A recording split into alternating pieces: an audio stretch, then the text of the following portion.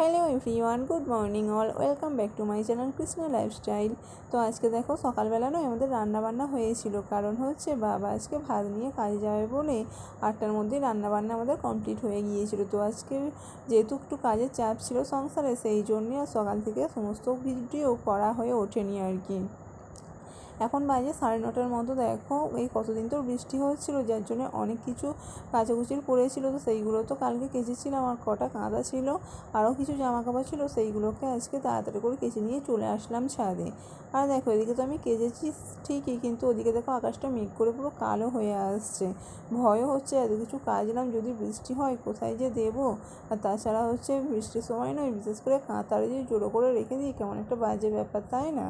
তো দেখো কী আর করা যাবে, কেচে তখন ফেলেছি, তখন ভাবলাম যে মেলেই দিয়ে আসে, তো সেই জন্যই আমি তাড়াতাড়ি করে সব কিছু নিয়ে চলে আসলাম ছাদে মেলতে। ছেলেকে যেহেতু এই কদিন ঘুমের ওষুধ দেওয়া হচ্ছে, তাই ছেলে আমার উঠছে 9টা, 9:30, 9:45টাও বেজে যাচ্ছে কোনো দিন।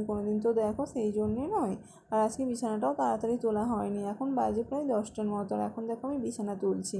ছেলেকে তুলে মুখ ধুইয়ে খেতে দিয়েছি, ও খাচ্ছে, আর আমি এদিকে চলে এসেছিলাম বিছানাটা তুলতে। আর হচ্ছে যেহেতু সকালে রান্না হয়ে গিয়েছে নয়, তাই যেন কোনো কাজে আর মনও লাগছে না, জানো তো। যে কোনো কাজ ধরো টাইমের কাজ টাইমে হলে কিন্তু ভালো লাগে, যেমন ধরো রান্নার যখন টাইম হয় তখন রান্না, খাওয়ার টাইমে খাওয়া। আর এইগুলো যদি উল্টোপাল্টা টাইমে করি তাহলে যেন শরীরটা কীরকম আলসেমি লাগে, তাই না? তো আমারও আজকে সেরকমই লাগছে, সকাল সকাল রান্না হয়ে গেলে কি হবে, কোনো কাজই যেন ভালো লাগছে না, ঘুম ঘুম পাচ্ছে এরকম মনে হচ্ছে। এখন দেখো দুপুরবেলা বাজে প্রায় 12টার মতন, আকাশটা তো পুরোই অন্ধকার হয়ে গেছে, তোমরা বুঝতেই পারছো। পুরোই অন্ধকার হয়ে গেছে আকাশটা, চারপাশটা কীরকম অন্ধকার অন্ধকার লাগছে। দেখো মেঘ করে মানে কালো হয়ে এসছে আকাশটা, যেক্ষুনি বৃষ্টি আসছে, সেই জন্য আমিও চলে এসেছিলাম ছাদে জামা কাপড় তুলতে। তো ছাদ থেকে এসে এখন হচ্ছে যাবো ছেলেকে আনতে, কারণ কি ছেলের কাছে তো ছাতাও নেই, আমার ছেলে একা আসতেও পারবে না। সেই জন্যে ছাদ থেকে এসে তাড়াতাড়ি করে আমি রেডি হয়ে নিচ্ছি, ছেলেকে এখন স্কুলে আনতে যাব।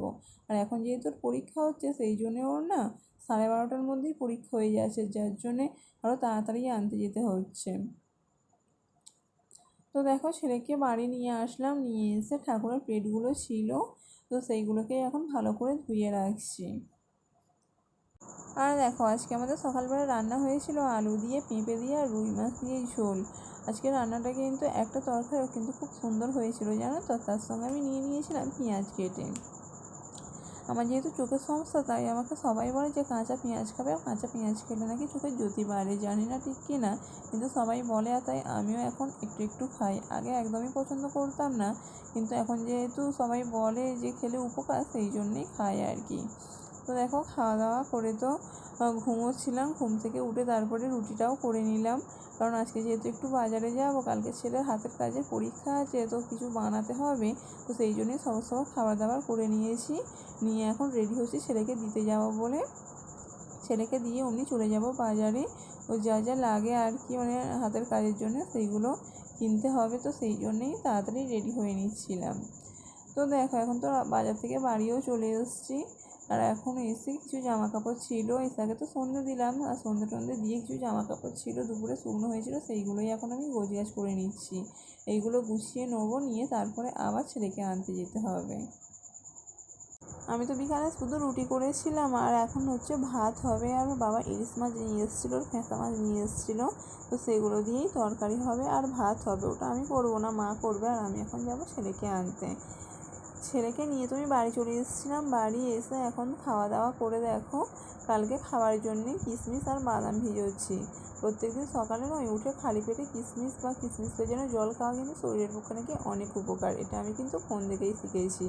তাই দেখো আমি এখন তাড়াতাড়ি করে ভিজিয়ে দিচ্ছিলাম কিশমিশ আর হচ্ছে আমন্ড বাদাম। তো চলো আজকে এই পর্যন্তই, টাটা, দেখা হবে আবার একটা পরবর্তী ভ্লগে। ততক্ষণে তোমরা ভালো থেকো, সুস্থ থেকো।